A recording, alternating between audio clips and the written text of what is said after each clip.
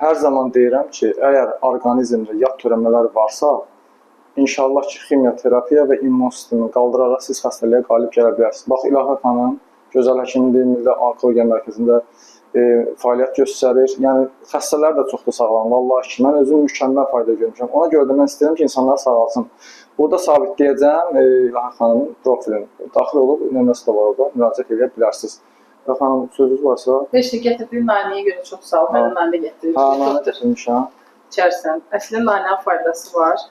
Nanəni çay kimi içmək olar və yeməyi də dadlandırmaq olar, amma kimyoterapiya zamanı çox istifadə etmək olmaz, çünki qaraciyərdə metastaz olan xəstələr üçün ziyan ola bilər və mukozit ağız yaralarında istifadə etmək olmaz. Qalan hər bir halda istifadə edə bilərsiniz. Az da olaraq ağız tamınızı dəyişmək istəsəniz, nanədən istifadə etmək olar.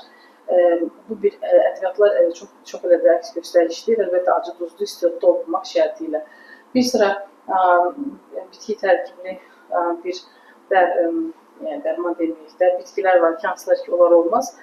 Arada mən də romanın səhifəsinin adına qeyd edirəm, nəsə yazıram. Əlbəttə ki, həkiminizlə danışaraqdan müalicənizə davam edə bilərsiniz. Oldu, çox sağ olun, minnətdarım.